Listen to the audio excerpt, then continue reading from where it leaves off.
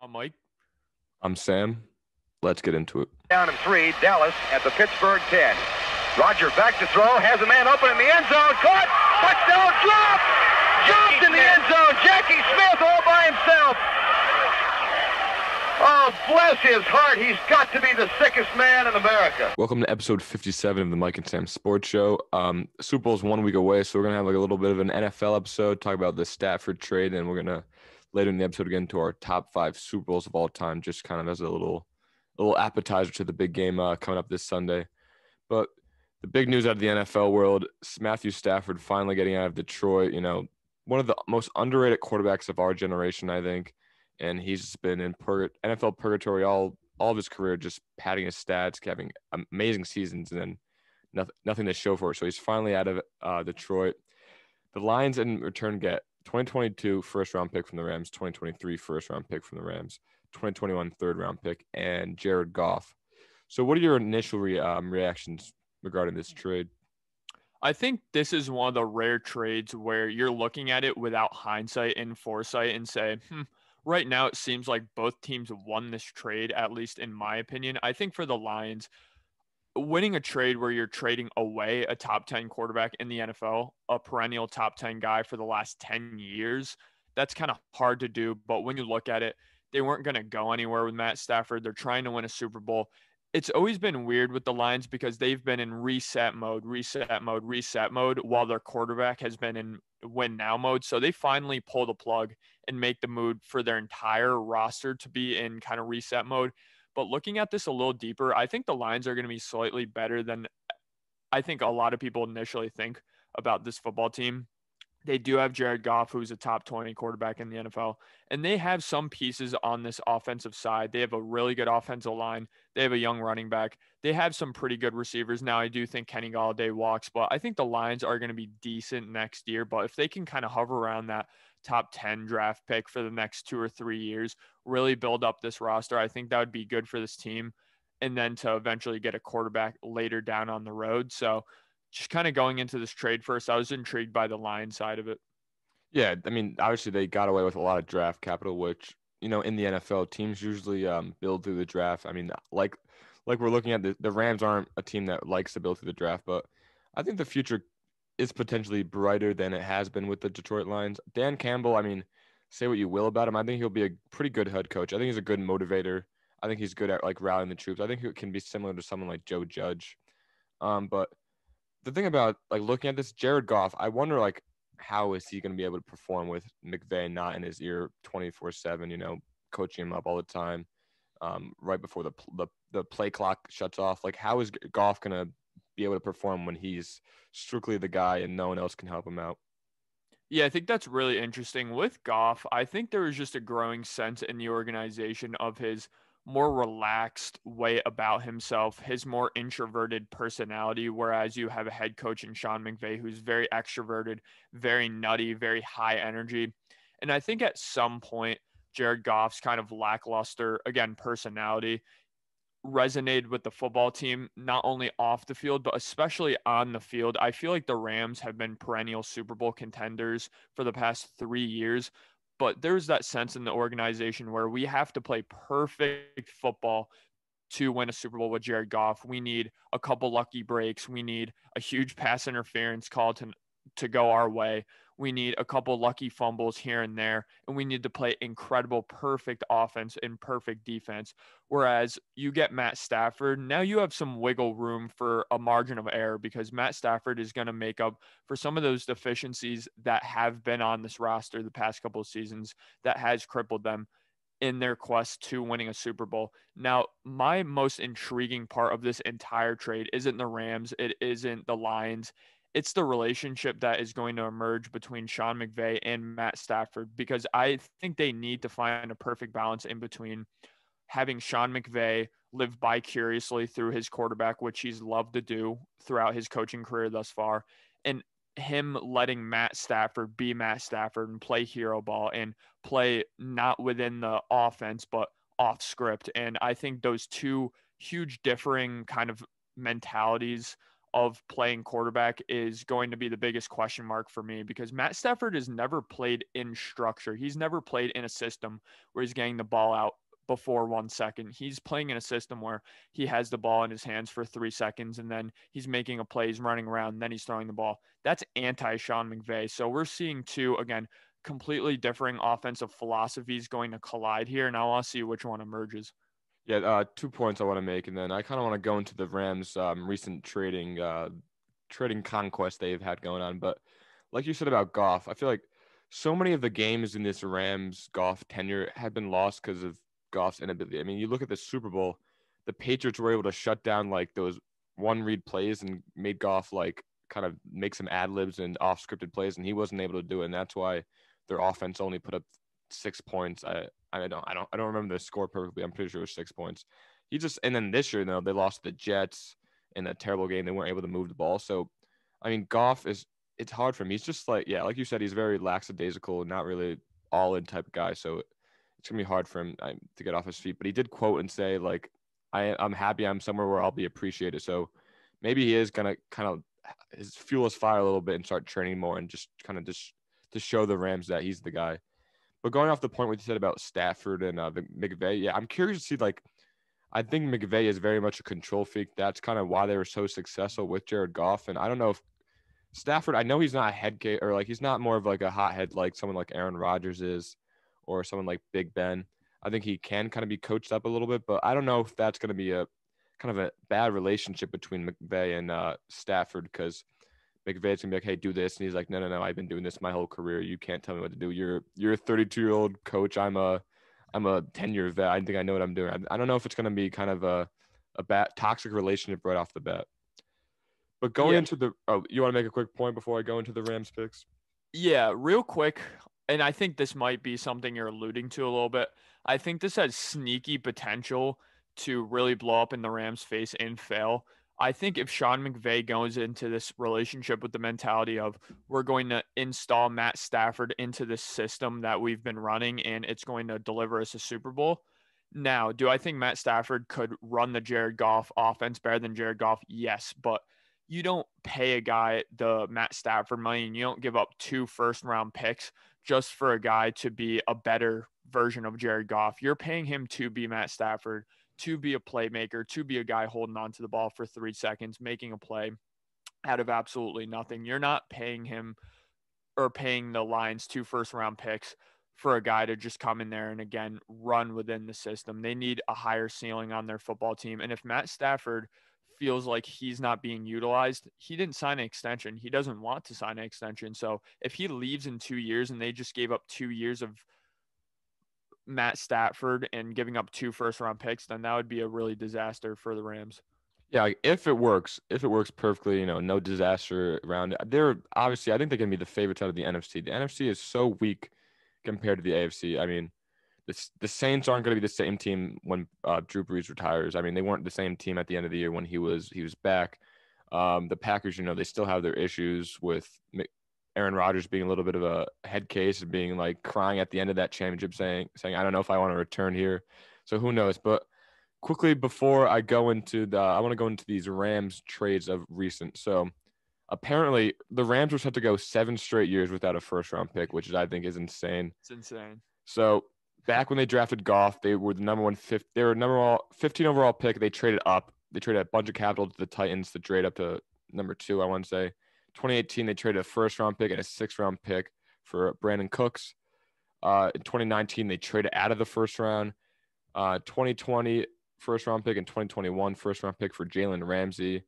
And they traded a bunch of later draft picks, like I think it was a 6th-round pick for Dante Fowler, a 2nd-round pick for Marcus Peters, a 3rd-round pick for Sammy Watkins. So the NFL is usually a league where you build through the draft, some small free agency pickups, but Les Snead and Sean McVay are trying to go with this NBA mentality of making massive trades. And I mean, it is working a good amount. They are a great team. They have a great roster, but how far will these trades take you when you have no capital? Like when your veterans retire, how are you going to rebuild with younger guys, Man, it's a far cry. You bring up a great point. It's a far cry from the Rams of the St. Louis Rams that I remember, because the St. Louis Rams that I remember growing up, they were the team that traded out of the second pick in the draft and traded down in the draft for a bunch of capital in the RG3 move where the football team moved up. They're a team that I believe traded multiple really high first round picks with the Browns for the Browns to get some of their disaster quarterbacks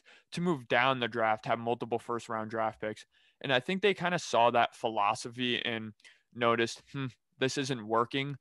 Our scouting department isn't really working. And I think they had the mentality of why take a gamble on a guy we think is going to be good in the NFL when we can get a guy that has years of NFL experience. He has NFL tape. We know what we're getting out of him, and we can bring in the right coaching staff to coach up these NFL talents that, again, we have film on them. We know their strengths and we know their weaknesses at the next level. So I think there was some of that involved in there. I think their history had somewhat to do with it, with their past failures. And yeah, I mean, this is the first time Sean McVay is going to kind of have his guy and his quarterback. I think it was a very weird relationship between McVay and Goff from the beginning. I think it was fractured a bit from the beginning. Obviously, it usually doesn't even last as long as it did when a quarterback doesn't draft his guy number one overall. I think it's a really interesting point. Again, another 1 and 2 picks in the NFL draft from the quarterback position kind of duo failure. I think there's been a lot of those recently. Of course, Jameis Winston and Marcus Mariota. Now kind of Carson Wentz and Jared Goff are teetering on that point of honestly both being busts. But again, Sean McVay is going to get his guy in Matt Stafford, and this definitely makes them Super Bowl contenders. To your point, the NFC has been a bit weak. I think the Bucs, this is their season. I think right now is their Super Bowl window. So, I mean, as all things stand, if the Rams could fix a bit of their roster holes, then yeah, they're Super Bowl favorites in my opinion. And like you said, the St. Louis Rams, the Jeff Fisher era going 7-9 after year. I mean, they kind of did like a symbol of them moving from St. Louis to LA with the Hollywood lifestyle, trying to make all these massive, flashy Hollywood like trades, and they're working. But I think less need is. I think they do have a great scout department because with these picks that they do have around, they are able to find some great talent. You know, last year in the second round, they got Cam Akers, who was a steal.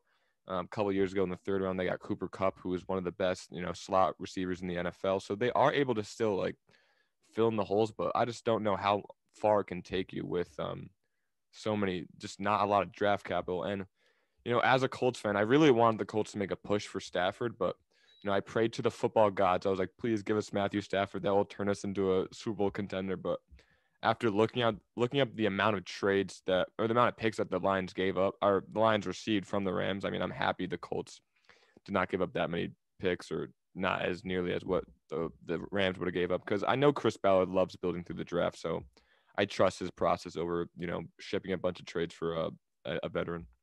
Yeah, I mean, for the Rams, again, out of all the NFL teams that really need an infusion of young talent and out of all the NFL teams that need their first round pick, I think the Rams are one of those top teams that do need it. I think the value of rookies nowadays is a bit understated. I think we don't view rookies as guys that you can win with right now. I feel like everyone views them as future assets, and I just don't think that's the case anymore in the NFL because of the adaptation of the pro game in the college game and vice versa. So guys are coming in on cheap rookie deals, ready to win Super Bowls right now at mostly every single position, an exception to offensive linemen sometimes, even though, I mean, this season we have Tristan Wirfs playing in a Super Bowl and playing great football.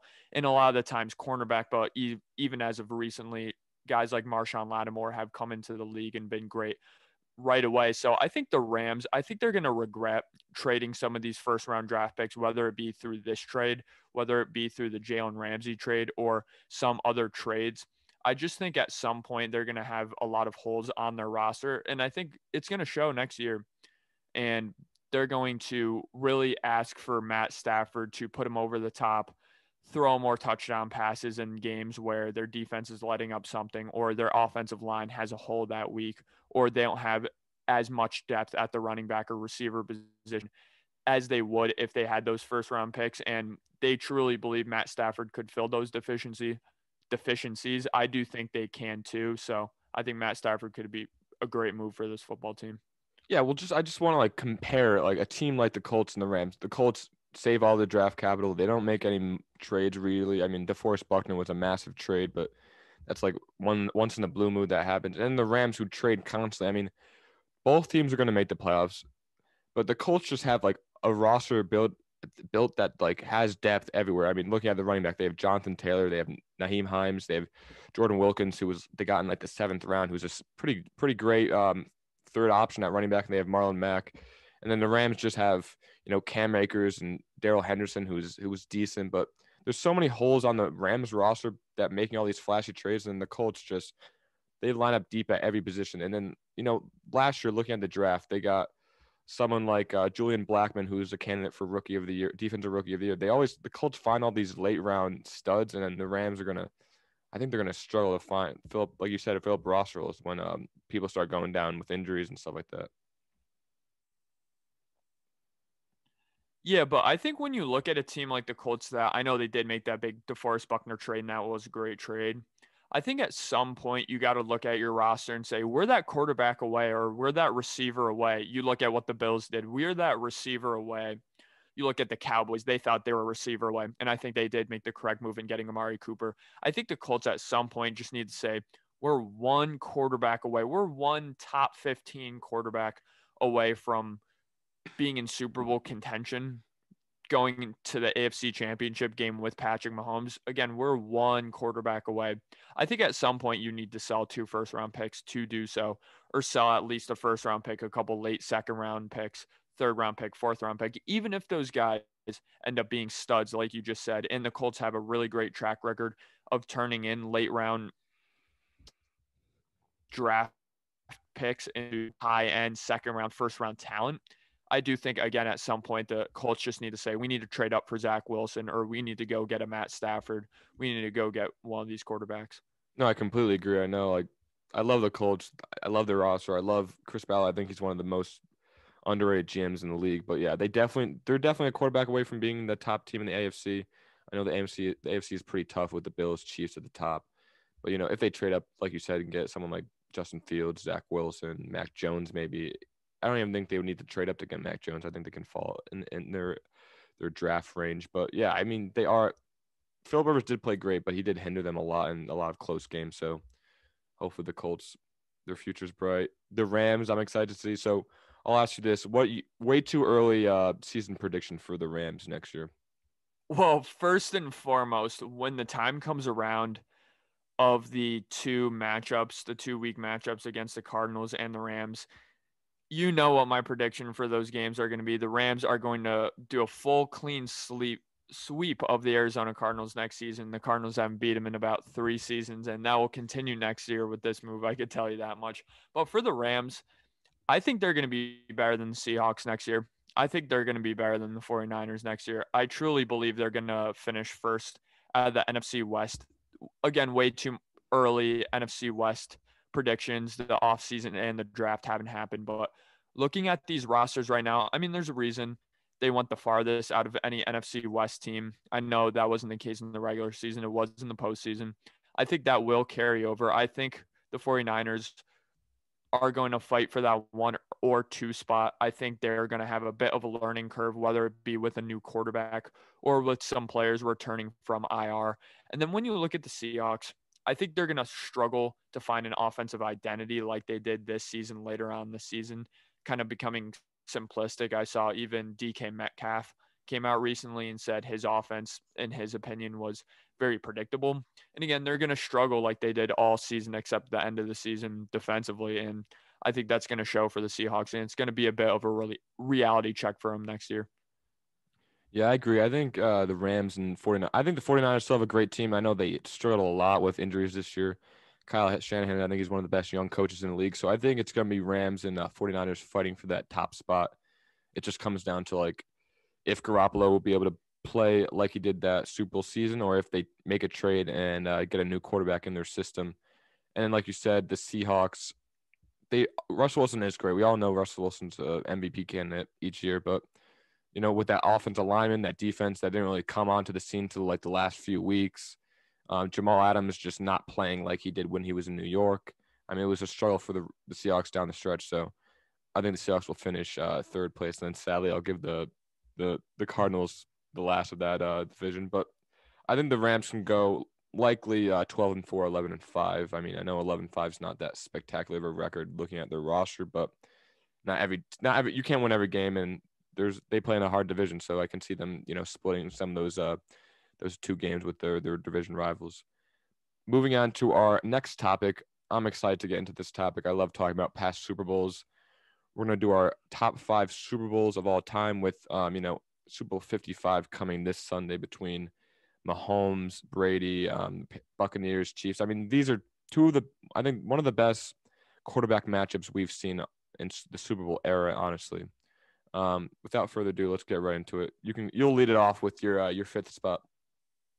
Yeah, real quick before I do get into my fifth spot, I think this Super Bowl that we're going to watch, just based on the legacy and history implications alone, looking back in 15, 20 years, what the Super Bowl mean ends up being a great game. This is going to be a shoo-in for a top 5 spot, in my opinion. Again, Patrick Mahomes, the young GOAT, against Tom Brady, the traditional GOAT. I'm very, very excited for the Super Bowl. I think this is an example of the two best teams in football meeting in the Super Bowl. Honestly, I know that sounds very stupid and obvious that would end up happening, but a lot of seasons it doesn't happen, whether it be something fluky and one of the best two teams gets knocked off, or the best two teams are in the AFC or both in the NFC. But again, I think this is a case where both the best and the second best team in the league are in the Super Bowl, so I'm very excited to watch the Super Bowl. But in my opinion, the 5th best Super Bowl in NFL history is going to be that recent, I want to say, Super Bowl 51, Patriots Falcons, the first and only overtime Super Bowl. And I know a lot of people would put this number 1.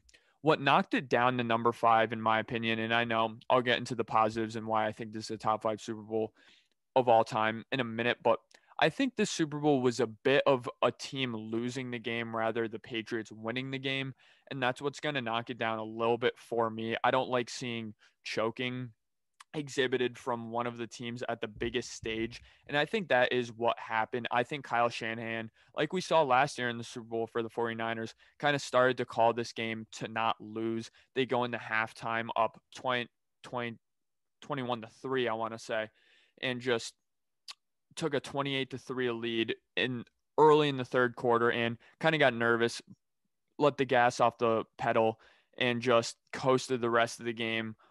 Didn't score in the fourth quarter at all. Patriots end up scoring 19 unanswered. Overtime rules state that, most likely in an offensive league, if you get the ball first, you're probably going to win the game. And that's exactly what happened. But this was a great Super Bowl. Yeah, I had that earlier in my list, number 3. I think I've been watching the highlights of my top 5 the past couple of days just to get reacquainted. But I think, the Falcons, I think they were the better team. They came out, they were just destroying them on all cylinders. Brady threw a couple of interceptions. The Falcons were going down the field with ease. I mean, you had your MVP with Matt Ryan.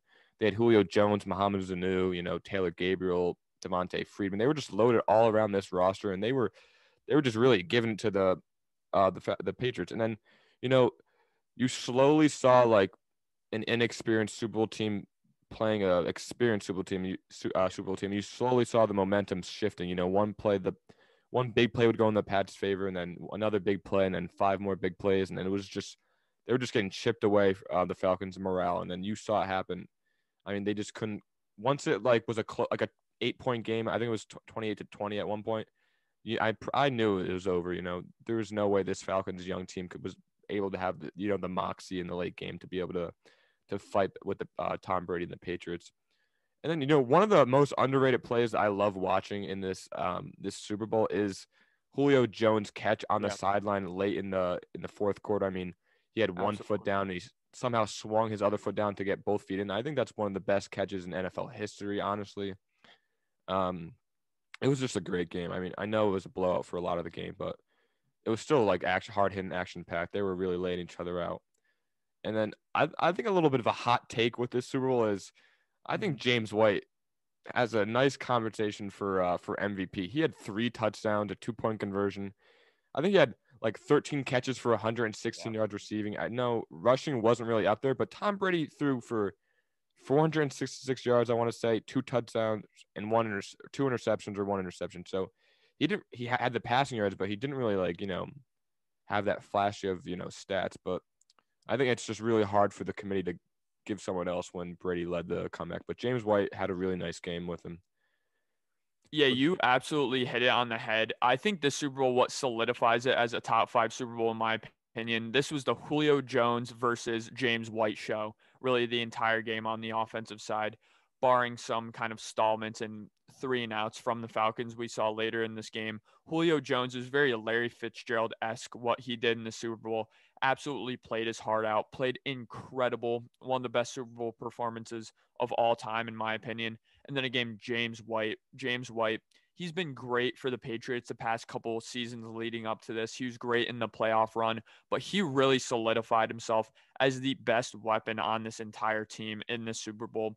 He was absolutely unconscious. He was doing whatever they wanted him to do. He was electric out of the backfield, and I knew right when that overtime period hit, he was going to end up scoring in the end zone. And that's exactly what he did. So again, I love when there's signature performers in a Super Bowl, and you can look at, oh, yeah, it was Patriots versus Falcons, but you can also look at Julio Jones played great. James White played great. So that's what really separates the Super Bowl for me.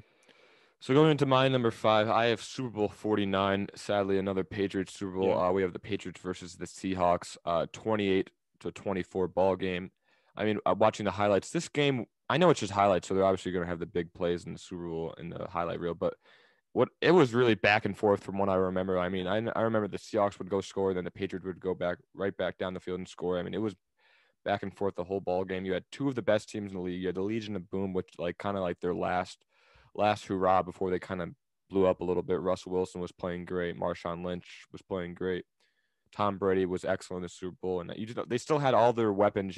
Gronk was more than what he is now. He was still one of the best premier targets in the league. They had Edelman and Amendola. They had Shane Vereen and James White, so they still had those classic Patriot figures. But I think when everybody thinks about the Super Bowl, they think about the last two drives of the game where Russell Wilson's driving, he throws it down the field, and Jermaine Kearse kind of bobbles it off his knee, off Malcolm Butler's ankle, and he still catches it. Which, if you watch that play, Jermaine Kearse took the longest time of any human ever to get back up. I mean, no one was around him, and he just kind of took like 2 minutes to get back up. He could have scored in that play. So that sets him up. They're on like the 10-yard line, I want to say. Marshawn Lynch gets the ball. He brings it all the way to the 2-yard line. So if you're Pete Carroll, you should have been like, we just got 8 yards. Let's rush it again, and we're going to get a touchdown. But they drop back. Russell Wilson throws it.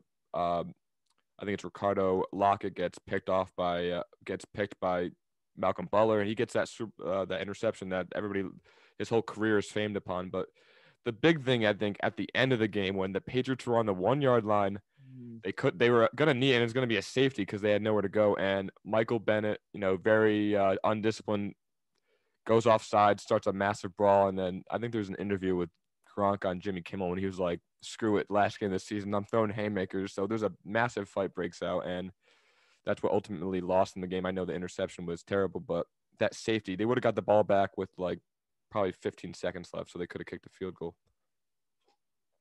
Absolutely. So this is actually my number 4th Super Bowl of all time. So that's a great transition from your number 5 to my number 4.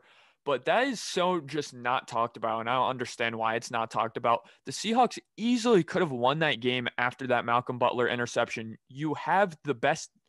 You want to self-proclaim yourself as having the best defense in NFL history. I don't think the Legion of Boom, that era, was the best defense in NFL history, but damn, it was probably top 10. And so if you have a top 10 defense in NFL history, and you get to the point where late game situation, I don't know if they had timeouts, but you have the opposing team on the 1-yard line. You can easily force a safety. You have Tom Brady under center. You don't have a traditional power back behind there for the Patriots to run the ball. You have James White. You have guys that aren't really going to get through that goal line. And I believe the Patriots ended up running just Tom Brady sneaks to get off the 1-yard line. But you do that a couple plays. Again, like you said, force a punt, and the Seahawks are right back in that game. But again, Michael Bennett really did end up costing them that Super Bowl. But going back to that Jermaine Kearse play, I think that had heavy implications on the Pete Carroll eventual play call to not hand the ball to Marshawn Lynch, because I think him and Russell Wilson kind of saw the fact that Malcolm Butler was this practice squad cornerback, just got absolutely toasted for probably the biggest play of his entire life, biggest play of his career. Somehow he's still in the game. Bill Belichick leaves him in the game after that insane sequence of plays. Patriots fans are getting PTSD from the David Tyree and Mario Manningham catch. They think that's the nail in the coffin. I'm sure that's something Tom Brady is thinking. I'm sure that's something Malcolm Butler is thinking. And for Malcolm Butler to go out and be targeted, I think unconsciously, I think Russell Wilson pre-snap was like, no matter what, I trust my guy over this practice squad guy that just got burnt on the biggest play of the game. I'm going to throw the slant in there no matter what. A slant on a one-on-one situation on the goal line almost always favors the receiver. So for Malcolm Butler, I saw a lot of film after the game of Malcolm Butler practicing that exact play many times in the Patriots practices leading up to this play, having the same exact results in that play, actually getting beat a couple times. So I think he had that in his head. That's just a great example of Bill Belichick preparing his guys for the exact play. They knew the play call, and Malcolm Butler simply just jumped the route, and the rest was history. Yeah, and another insane fact about this Super Bowl is the wide receiver on the Seahawks, Chris Matthews, I think his name was. He had like 4 catches, like 115 yards, a touchdown, and I've never heard of his name after that Super Bowl. I mean, Al Michaels said he was like working at Foot Locker a week before the Super Bowl, so he just came in there like balled out and then just disappeared. Man, I love those little one-hit wonder stories. He was a huge, big-bodied receiver. He would just throw the ball up to him and he'd catch it unconsciously. He was the weapon that really kept the Seahawks in this game, because I think the Seahawks came into halftime, or came out after halftime, with a pretty sizable deficit. Or no, they were tied going into halftime, but I want to say no. So the Seahawks did have the lead going into the fourth quarter, but again, I mean, it was really Matthews who led the way for the Seahawks. Just again, a very interesting Super Bowl. And that Super Bowl, I think what is very important to us now in hindsight was the downfall of not only the Legion of Boom, not only the Seahawks, but I think specifically Pete Carroll and his kind of grasp on his players. I think a lot of players, Marshawn Lynch has said it after the game, Richard Sherman has said it, they kind of lost a lot of respect for Pete Carroll not admitting and owning up to the mistake he made with that play call late in that game. And the Seahawks just haven't been the same. They haven't gotten back to the Super Bowl. They haven't won very many playoff games since that just tragic ending to the Super Bowl. Yeah, I mean, there's a video of like Marshawn Lynch walking back to the sideline after that play, like laughing and not even taking it serious. And like you said, like after that Super Bowl, they shifted from being a hard-nosed, defensive-minded team to a finesse, offensive-minded team. So it's hard to win when you're a finesse type team. But going into my number 4 spot, shout out our friend Greg Kaufman. I have the Giants versus the Bills. The Giants win 20-19. Before I get into the game, I want to know why the NFL stopped doing like cool Super Bowl logos and just go with the same one every year. Because you look at some of the old ones and they're awesome. They're so cool. I mean, the Giants Bills one is so sick.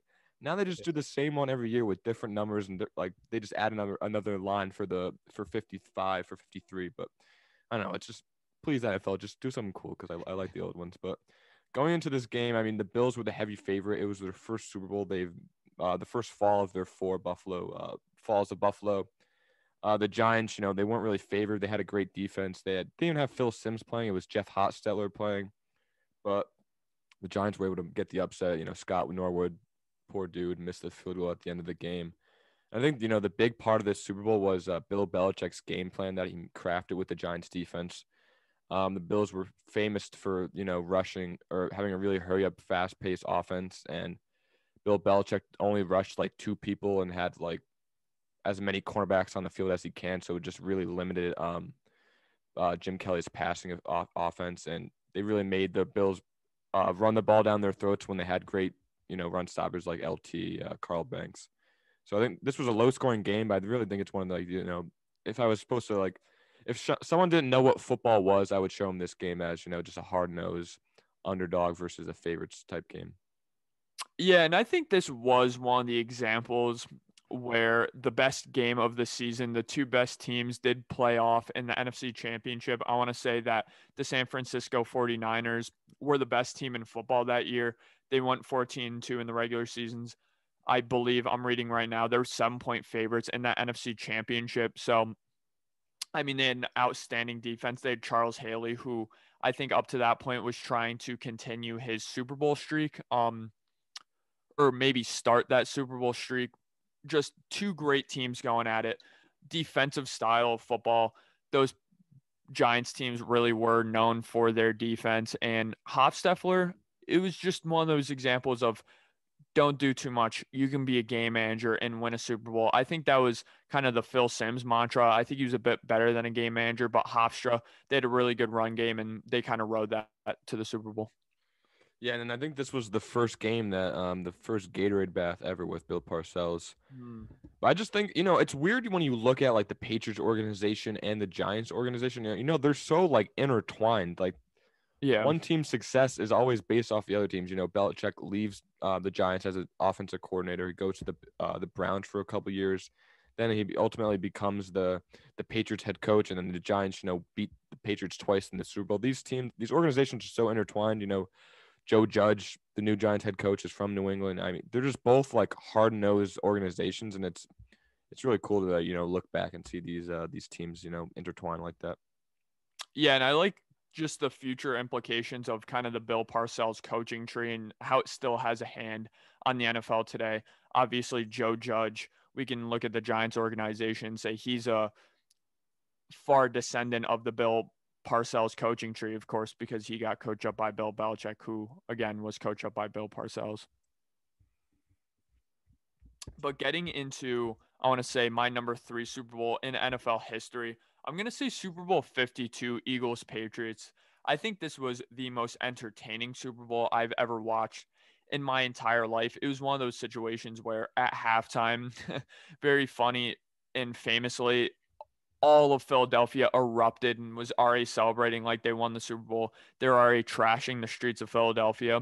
And that was just because there was a sense in that game at halftime where whoever had the ball last was going to win this football game. And that's exactly what happened. Just Nick Foles and the story of Nick Foles and one of the most legendary postseason runs of all time really came to fruition in this game.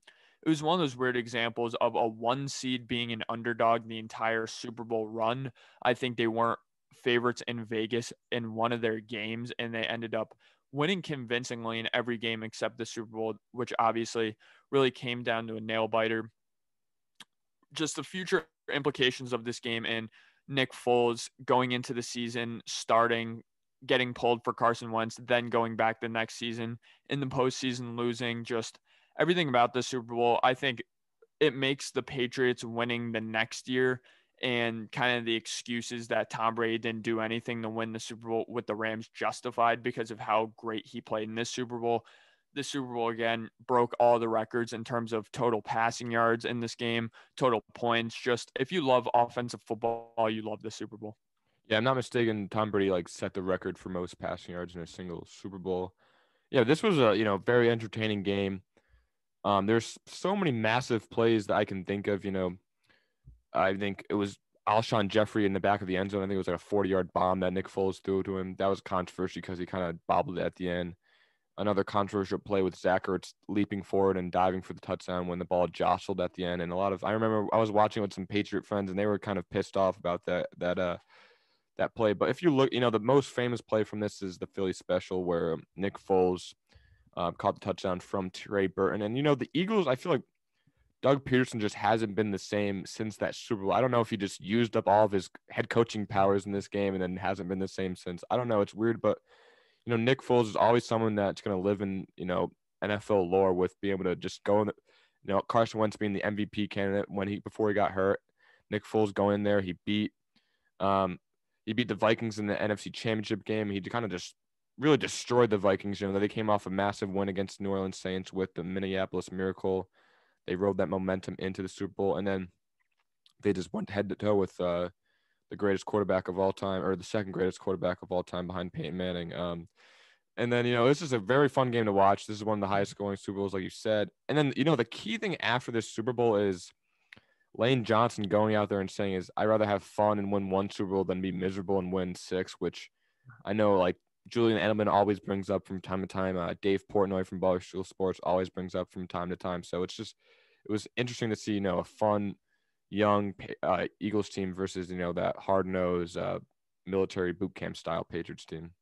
Yeah, going off of the Doug Peterson point real quick, I think in hindsight we can say Frank Reich had a bigger footprint on this Eagles football team than Shout out. we realize now. Shout out the Colts, shout out the Eagles. I love how everything comes full circle.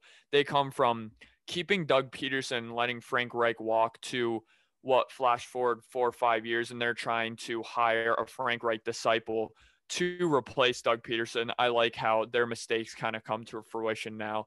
But going into the Super Bowl a little bit, what we said about the Falcons Super Bowl, I thought was going to be very true of this Super Bowl, where the Patriots are simply the more experienced football team. Even though the Eagles, it was very obvious they had a higher power offense and a higher ceiling to their football team. I think it was one of those examples where the Patriots are still going to get it done. They still have a high-powered offense. They have a great defense, even though Matt Patricia was struggling with that defense at times this year. And again, that did come to fruition in this Super Bowl. I don't know how Matt Patricia got a coaching job right after the Super Bowl, after one of the worst coaching jobs in Super Bowl history on the defensive end. He ends up getting a coaching job. Good job, Lions, with that one. But I think the play that really stood out to me and where I kind of said, oh, wait, the Eagles are here to play, was, I want to say it was opening drive. Malcolm Jenkins knocked Brandon Cooks out of the game, just knocked them out cold. And I was like, oh shit, they have Malcolm Jenkins. I think Sam remembers who Malcolm Jenkins is. He has some Super Bowl experience under his belt here. So they have some veteran leadership. They have Frank Reich, who I know it hasn't been coaching, but he has some Super Bowl experience with the Buffalo Bills. He has experience being on some of those teams. I want to say he quarterbacked the biggest comeback in NFL history. So they have some guys with higher stage experience. Obviously, Doug Peterson is an Andy Reid disciple. Andy Reid has been in many of these situations too. So I think it was one of those examples of Andy Reid's kind of fuck it, we just need to have creative plays and try to risk winning this football game within Doug Peterson. And I think Doug Peterson legitimately outcoached Bill Belichick in the Super Bowl. Yeah, going back to the point where you said the game was over when Brandon Cooks got knocked out. I think the game was over when the Patriots walked out to Crazy Train, and then the Eagles walked out to Dreams and Nightmare by Meek Mill. I think the momentum was too intense there for the Patriots to compete. But I just, looking at this, like the Eagles roster, it was just so, I don't know what happened to it. It was so good, so electric. I remember, watching them during the season. That team just had so much fun. They were just like, after an interception, they would all be on the field dancing. After the games, they would be dancing. And, every game, Lane Johnson would have like the dog mask on for the underdog thing. But I think Doug Peterson did outcoach them, but I think the Eagles really rallied around Doug Peterson. And I think that Eagles just didn't want to lose this game. I think however good Tom Brady was going to play, however great he was going to play, I think the Eagles were going to win regardless. They just had too much momentum on their side and too much faith with the city of Philadelphia. Yeah, I think within the organization too, they've only been to one other Super Bowl, and that was the Super Bowl against the Patriots. I want to say that was the main Super Bowl where the Patriots were accused of cheating with Spygate. I think within the organization a little bit, there was a sense of, this is our revenge game. We're on our revenge tour. We're underdogs all season. What a way to cap off our underdog season than to beat a team who beat us in our only previous Super Bowl fiasco run with a coach with Andy Reid. Now we have an Andy Reid disciple. Let's get this thing right. We have a quarterback who's hot. We have a really good roster, like you said. Let's go out and win the Super Bowl like they did. With this Eagles team, I think they just really aged really quickly. I think their offensive line really aged quickly. I think their defensive line, which again really won them the Super Bowl at the end of the day, was that defensive line. I know this was a very high scoring game. I think the Eagles secondary struggled mightily all game, but I think this defensive line for the Eagles got enough stops, got enough pressures on Brady to ultimately win this football game. But again, Alshon Jeffrey next season just looked really old.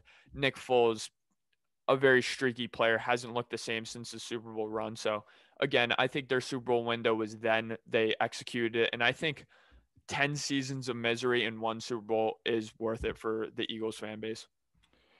Yeah, I mean, yeah, the Eagles, they still love that Super Bowl, but Eagles fans are still not happy. They make fun. Yeah. The most miserable sports fans in the NFL. But we just talked about my number 3 with the Pats Falcons, so I'm not going to go into that one. So let's hear your number 2 spot. Yeah, so my number 2 spot, this is a special Super Bowl for me. This is one I've actually watched in full. It's a very old Super Bowl, but this is going to be, I think I have the same one as you. yeah, I want to say this is going to be Super Bowl 13. Maybe it's not the Yeah, same one as 13. you. Yep. Okay, so this is Super Bowl 13. Why is this so special to me? Many reasons. Number one, this is the first high scoring, high octane offense Super Bowl. It was 35-31 for the final score. There's been some Super Bowls, even Super Bowl one, the Packers, I want to say, scored 35 points in that game as well. But this is the first Super Bowl where it was one of those situations, like we just said, last team to get the football wins. And that's exactly what happened in the Super Bowl. Just legend after legend in this game. Chuck Noll, one of the greatest coaches of all time, heading up against Tom Landry, one of the greatest coaches of all time. 2 iconic number 12s, the number synonymous with great quarterback play in this league, going at each other for the second time in Super Bowl history up to that point. And obviously Terry Bradshaw, who I know a lot of people like to say he's overrated. A lot of people call him one of the worst Pro Football Hall of Famers, but he had 4 touchdowns in this game. He had over 300 passing yards. He played fantastic in the Super Bowl. And then America's team with Captain America at quarterback in Roger Staubach, probably my favorite player in NFL history. I think this was the story of Roger Staubach's career. If you want to know about Roger Staubach, watch this game. Played on great Cowboys teams that just at the end of the day simply weren't as good as their counterparts. And I think Roger Staubach, rather, I have Aaron Rodgers in my head, just wasn't enough to beat some of these great Steelers teams, or even beat some of these great Vikings teams that beat them in NFC championships. And that's exactly what happened in this game. Yeah, just before getting into the game, I think it's just when you look at this game and just look at the rosters, it's insane. I mean, there's 19 Hall of Famers in this game total. You had 2 Hall of Fame coaches with Chuck Noll and Tom Landry. I was blanking on his name for a minute. You have, Roger Staubach, Terry Bradshaw. You have Tony Dorsett. You have Drew Pearson. You have, Lynn Swann, John Stallworth. And then looking at the defenses, you have, the Steel Curtain, and you have the bend don't break defense with the Dallas Cowboys, Ed Too Tall Jones, Hollywood Henderson. With the Steelers, you have Jack Lambert, John Hamm, Mel Blount. But, it was a great game, 35-31. So that's really rare for, the football back then, where it was just kind of run the ball and like the clock would just slowly go down and there wasn't much scoring. I like this quote a lot from when an article I was reading about this Super Bowl. It said, "The great ones never lose; they just run out of time." That's right with the Cowboys. They were making a furious comeback. They had an onside kick that they recovered, and they went back down the field and scored. Roger Staubach was playing a great game, and it showed that if you watch the highlights, you watch the game. These teams really hated each other. They were a lot of extracurriculars, like shoving after the game, like after the play, pushing people back down to the ground. These teams really hated each other, and it showed because they were the 2 premier teams of the 70s, and it kind of all culminated in this great Super Bowl. And I think, there's two plays that really stick out to me in this Super Bowl. One is the Lynn Swann catch at the back of the end zone where he kind of leapt up, was a fingertip grab, and then he kind of points to the back of his jersey after he catches it. I mean, that's one of the greatest NFL catches of all time. And then the sad play of Jackie Smith dropping it in the back of the end zone where the announcer said he's got to be the sickest man in America, and then they had to settle for a field goal instead of a touchdown, which ultimately lost them the game.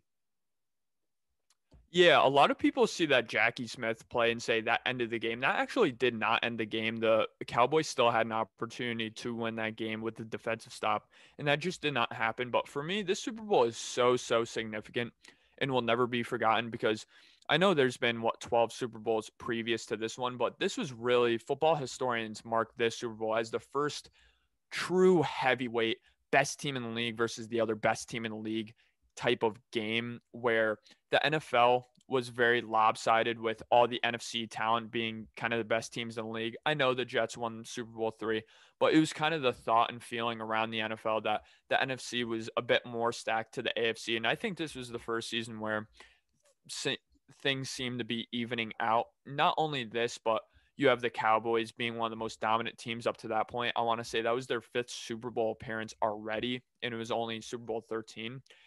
And I want to say that this was the first season that they ended up calling it the Super Bowl. And I want to say that as well, this was the first kind of game where it was a national holiday. Everyone was tuning in, everyone was watching football. The ads were bigger then, and it was just kind of a revolutionary Super Bowl in that manner. Yeah, I mean, you talked to all our parents, everybody's parents is either a Steelers fan, Yeah. Cowboys fan, or like my dad, a Raiders fan or former Raiders fan, if I should say. But, everybody was a fan of those teams. So, everybody wanted to watch these teams because they were always on national television.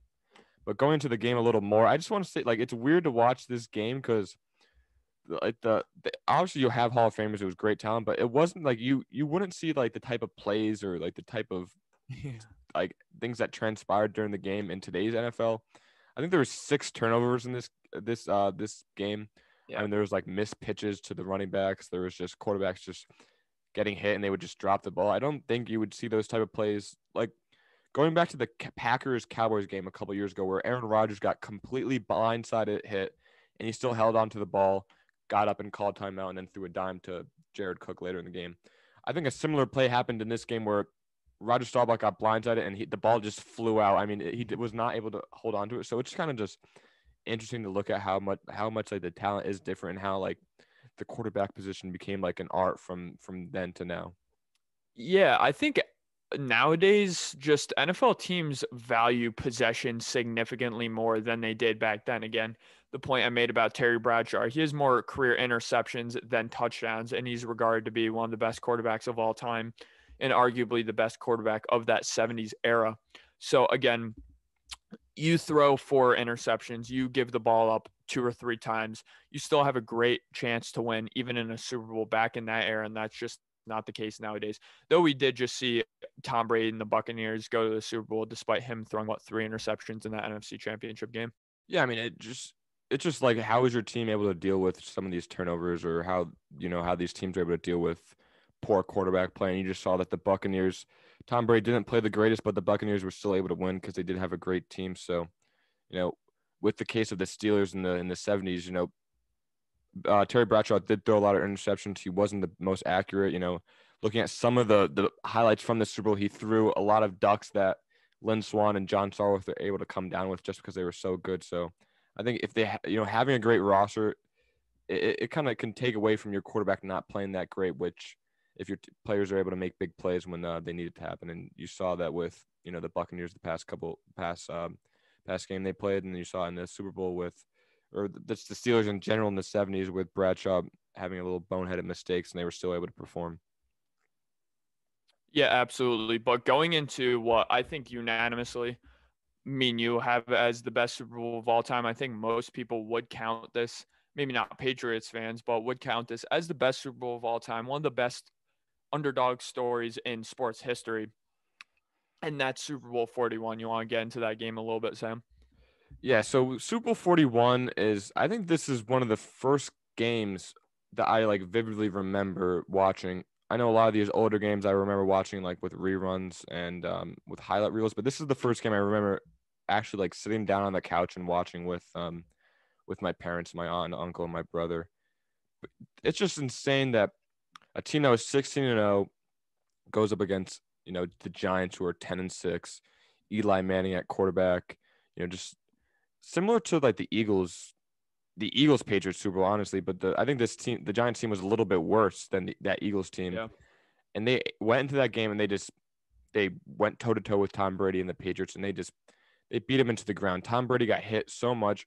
I mean, looking at all these Super Bowls, I think the trend with Tom Brady in the Super Bowl is he just gets hit a lot, which is just honestly Yeah, Interesting he to does. see. He just gets whacked, and that's what the game plan was with this Giants team. They went in there with Justin Tuck, OCU Manora, Michael Strahan, just a beefy defensive line, a great, very athletic defense, and then Tom Coughlin, the hard nosed guy, and they just went there and they hit Tom Brady off and they made him feel uncomfortable. They took him off his rhythm, and the comeback kids, they just went there and won the game, and it's fun. It's an awesome game to watch. I think this is probably the number one game I would want someone to watch if they never watched football before, because it shows the great underdog story of the Giants. And when you rewind the season a little bit, in Week 17, the Giants did pay the Patriots, and they played them really tough. So it's kind of the writing was on the wall that this team was going to play head-to-head football and hard-nosed football against this great Patriots team. And it's Eli Manning. Say what you will about him, he has 2 Super Bowl rings, and not a lot of great NFL quarterbacks like someone like Dan Marino or Drew Brees, Aaron Rodgers. They don't have as many as Eli Manning does. Yeah, man. Eli Manning is just, we like to think of him as a very quiet, introverted guy, but he's one of those guys where I think I talked about this with you with the Ravens, where I feel like the Ravens, every time they go out and play a playoff game, every single player on the team is looking around, seeing which guy is going to step up, which guy is going to lead on the field by example. And say what you want about Eli Manning and his leadership qualities and his lack of kind of a voice in the locker room. But Eli Manning was that guy come playoff time, whether that be this Super Bowl run, whether that be their Super Bowl run a couple years later, whether that be their short stint in the playoffs where they lost in the wild card round against the Green Bay Packers a few years ago. Eli Manning just has this aura about him in the playoffs where he steps up. He plays great, great, great, all-time great football in the playoffs. And that was absolutely in case in point at this point. I think there was a question leading up to this season whether the Giants won the Eli Manning Philip Rivers trade. Philip Rivers has orchestrated up to that point some of the greatest offenses in NFL history, some of the highest octane scoring offenses in NFL history with LT. Meanwhile, Eli Manning and the Giants really hadn't done anything up to that point, but I think Eli Manning really proved his doubters wrong in the Super Bowl. Again, kind of in the shadows of his brother Peyton being a great NFL quarterback, already having a Super Bowl under his belt up to this point. But just everything about this game, the Patriots, this was really their one season of Tom Brady not being Charlie checked down, Tom Brady having Randy Moss, having Hall of Fame talent on his team, throwing the ball deep. And that really came back to bite them in the ass in the Super Bowl. There's just something about playoff football where the offensive line, the defensive line speeds up and the secondary receivers and the processing of the quarterback speeds down. And I think that's been a part of why Peyton Manning, Tom Brady at times, even a guy like Drew Brees has struggled in the playoffs. Obviously, the Patriots have been able to overcome that most of the time. But in the Super Bowl, when you have great talent coming off of the defensive line for the Giants like they did, you had that Tom Coughlin kind of aura around the organization of really hard, really you need to work hard. And I think this was one of the examples of Tom Coughlin just kind of beating Bill Belichick at his own game. Yeah, I mean, yeah, Tom Coughlin, I think, he is a disciple of Bill Parcells. I want to say, I don't know, I might be wrong with that, but he did have that military aspect. If you watch training camp videos of the Giants before the season started, and he would just be screaming at the players, he would be screaming at Eli, and that's what they were able to be successful and win a Super Bowl. But Tom Coughlin going to the Jaguars as the GM, and he kind of try to instill the same mantra as a military operation, and the Jaguars were not able to perform. They had the most fines in NFL the past couple of years when Tom Coughlin was there. Every player wanted to get traded. So I think, these Giants, they had the right type of players that were able to get yelled at and kind of keep moving forward. I don't think the Jaguars, they had the players, but they would get yelled at and they would kind of want to get traded and not want to play, which just shows how special this Giants team was because they were able to take the heat from Tom Coughlin. Yeah, absolutely. There's just something, if there's a Super Bowl at the Arizona Cardinals Stadium, A, assume that the Cardinals aren't playing in it, but B, just pencil it in for a great Super Bowl. It's going to be an all-time fantastic Super Bowl. I think 3 Super Bowls on our list happened in the University of Phoenix Stadium, Glendale, Arizona. And this was one of the signature ones as well. Tom Brady has had a lot of great games in that dome, a lot of poor games. This was a rather poor game from Tom Brady, though they were in it late.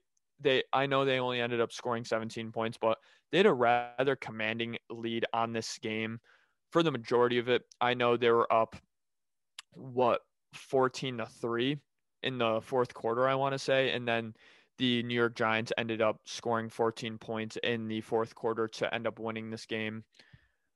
Man, again, just Michael Strahan, kind of this walk off for him. Justin Tuck, OCU Manura, this just great historic Giants team, just very, very iconic. And again, everyone loves the underdog. Everyone loves a team that didn't have Super Bowl aspirations to be arguably the greatest team in NFL history.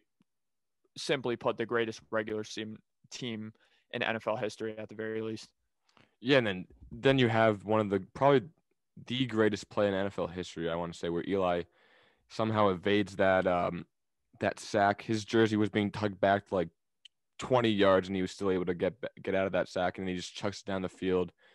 David Tyree, which earlier in the game, I didn't know this till I rewatched the game. I probably knew it when I was younger, but just David Tyree had a touchdown pass in this Super Bowl. He caught one of Eli's touchdowns early in the fourth quarter.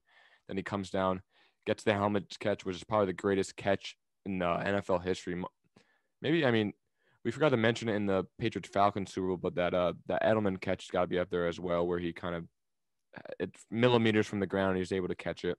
But Tyree gets that ball, and then that famous play where Eli just kind of fades it towards Plaxico Burress in the back of the end zone, where Plaxico Burress, he was a dog on the Giants. Say what you will about him shooting himself in the leg when he was on the Jets, but he was really great when he was on the Steelers and then the Giants those couple years. But all in all, a great Super Bowl.